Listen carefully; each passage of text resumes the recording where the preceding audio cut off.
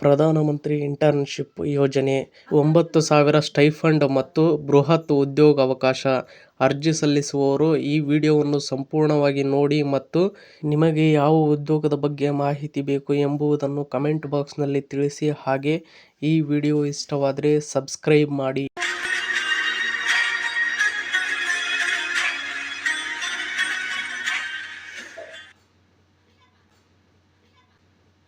ದೇಶದ ಯುವಜನತೆಗೆ ಉದ್ಯೋಗ ಕೌಶಲ್ಯ ಹಾಗೂ ಆರ್ಥಿಕ ನೆರವು ನೀಡುವ ಉದ್ದೇಶದಿಂದ ಕೇಂದ್ರ ಸರ್ಕಾರವು ಪ್ರಧಾನಮಂತ್ರಿ ಇಂಟರ್ನ್ಶಿಪ್ ಯೋಜನೆ 2026 ಅನ್ನು ಮತ್ತಷ್ಟು ಆಕರ್ಷಕ ನಿಯಮಗಳೊಂದಿಗೆ ಜಾರಿಗೆ ತಂದಿದೆ.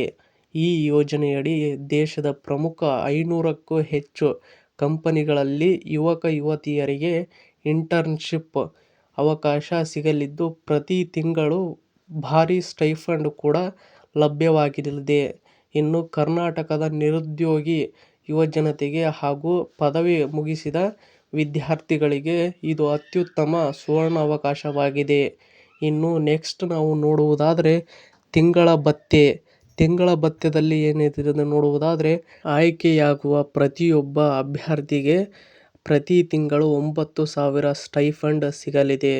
ಇದರಲ್ಲಿ 8,100 ರೂಪಾಯಿ ಹಣವನ್ನು ಸರ್ಕಾರ ನೇರವಾಗಿ ಬ್ಯಾಂಕ್ ಖಾತೆಗೆ ಅಂದರೆ ಡಿ.ಬಿ.ಟಿ ಜಮಾ ಮಾಡಿದರೆ, ಉಳಿದ 900 ರೂಪಾಯಿ ಹಣವನ್ನು ಇಂಟರ್ನ್ಶಿಪ್ ನೀಡುವ ಕಂಪನಿ ಭರಿಸುತ್ತದೆ.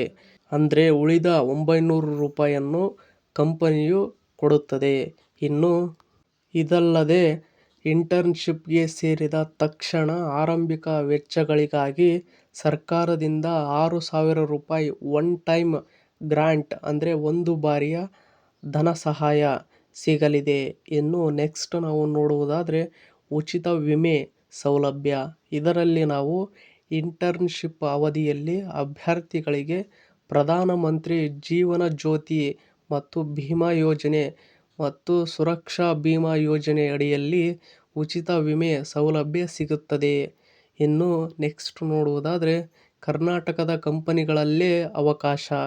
ಇದರಲ್ಲಿ ಈ ಯೋಜನೆಯಡಿ ಭಾರತದ ಪ್ರಮುಖ ಕಾರ್ಪೊರೇಟ್ ಕಂಪನಿಗಳು, ಅವು ಉದಾಹರಣೆ ನೋಡುವುದಾದರೆ ಮಾರುತಿ, ಐಸಿಐಸಿಐ, ಎಕ್ಸೈಡ್ ಮತ್ತು ಬೆಂಗಳೂರಿನ ಹಲವು ಪ್ರಮುಖ ಐಟಿ ಕಾರ್ಪೊರೇಟ್ ಸಂಸ್ಥೆಗಳು ಭಾಗವಹಿಸುತ್ತಿರುವುದರಿಂದ ಕರ್ನಾಟಕದ ಯುವಕ-ಯುವತಿಯರು ತಮ್ಮದೇ ರಾಜ್ಯದ ಪ್ರಮುಖ ಕೈಗಾರಿಕಾ ಪ್ರದೇಶಗಳಲ್ಲಿ ಬೆಂಗಳೂರು, ಮೈಸೂರು, ಮಂಗಳೂರು ಮುಂತಾದೆಡೆ ತರಬೇತಿ ಪಡೆಯಬಹುದಾಗಿರುತ್ತದೆ. ಇನ್ನು ನೆಕ್ಸ್ಟ್ ನಾವು ನೋಡುವುದಾದರೆ ಅರ್ಹತೆಗಳೇನು, ಇದಕ್ಕೆ ಅರ್ಹತೆಗಳು ಏನು ಬೇಕಾಗಿರುತ್ತದೆ ನಾವು ನೋಡುವುದಾದರೆ, ಈ ಬಾರಿ ನಿಯಮಗಳನ್ನು ಸಡಿಲಗೊಳಿಸಲಾಗಿದ್ದು ಹೆಚ್ಚಿನ ಯುವಕರಿಗೆ ಅವಕಾಶ ಕಲ್ಪಿಸಲಾಗಿದೆ. 18 ರಿಂದ 25 ವರ್ಷದೊಳಗಿನ ಭಾರತೀಯ ಯುವಕ-ಯುವತಿಯರು ಅರ್ಜಿ ಸಲ್ಲಿಸಬಹುದು.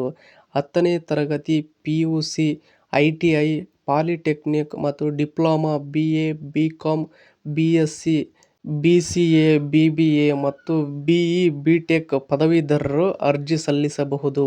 ಅಂತಿಮ ವರ್ಷದ ಪದವಿ ಮತ್ತು ಸ್ನಾತಕೋತ್ತರ ಪದವಿ ವಿದ್ಯಾರ್ಥಿಗಳಿಗೂ ಈಗ ಅರ್ಜಿ ಸಲ್ಲಿಸಲು ಅವಕಾಶ ನೀಡಲಾಗಿದೆ. ಇನ್ನು ನೆಕ್ಸ್ಟ್ ನಾವು ನೋಡುವುದಾದರೆ ಇಂಟರ್ನ್ಶಿಪ್ ಅವಧಿ ಮತ್ತು ಕೆಲಸದ ಕ್ಷೇತ್ರಗಳು.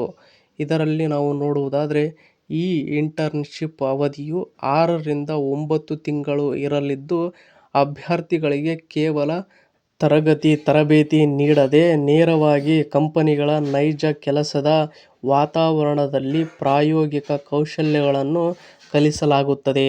ಐಟಿ, ಸಾಫ್ಟ್ವೇರ್, ಬ್ಯಾಂಕಿಂಗ್, ಹಣಕಾಸು ಸೇವೆಗಳು, ಟೆಲಿಕಾಂ, ರಿಟೇಲ್ ಸೇರಿದಂತೆ 21ಕ್ಕೂ ಹೆಚ್ಚು ವಲಯಗಳಲ್ಲಿ ಈ ಅವಕಾಶಗಳಿವೆ. ಇನ್ನು ಅರ್ಜಿ ಸಲ್ಲಿಸುವುದು ಹೇಗೆ ನಾವು ಇದರಲ್ಲಿ ನೋಡುವುದಾದರೆ, ಅರ್ಹ ಅಭ್ಯರ್ಥಿಗಳು ಕೇಂದ್ರ ಸರ್ಕಾರದ ಅಧಿಕೃತ ವೆಬ್ಸೈಟ್ ಆದ ಪಿಎಂ ಇಂಟರ್ನ್ಶಿಪ್ ಪೋರ್ಟಲ್ಗೆ ಭೇಟಿ ನೀಡಿ ಆನ್ಲೈನ್ ಮೂಲಕ ಉಚಿತವಾಗಿ ನೋಂದಾಯಿಸಿಕೊಳ್ಳಬಹುದು. ಇನ್ನು ಅರ್ಜಿ ಸಲ್ಲಿಸಲು ಆಧಾರ್ ಕಾರ್ಡ್, ಶೈಕ್ಷಣಿಕ ಪ್ರಮಾಣ ಪತ್ರಗಳು ಹಾಗೂ ಆಧಾರ್ ಲಿಂಕ್ ಆಗಿರುವ ಬ್ಯಾಂಕ್ ಖಾತೆ ಅತ್ಯಗತ್ಯ. ಇನ್ನು ಶಿಕ್ಷಣ ಮುಗಿಸಿ ಉದ್ಯೋಗ ಹುಡುಕುತ್ತಿರುವ ಕರ್ನಾಟಕದ ಯುವಕ-ಯುವತಿಯರು ಈ ಕೌಶಲ್ಯಾಭಿವೃದ್ಧಿ ಮತ್ತು ಆರ್ಥಿಕ ನೆರವು ನೀಡುವ ಯೋಜನೆಯ ಸಂಪೂರ್ಣ ಲಾಭವನ್ನು ಪಡೆದುಕೊಳ್ಳಿ.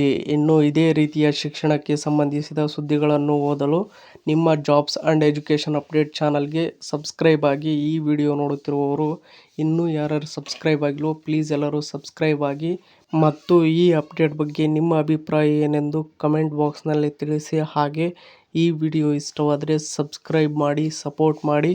Thank you for watching friends. ಎಲ್ರಿಗೂ ಧನ್ಯವಾದಗಳು.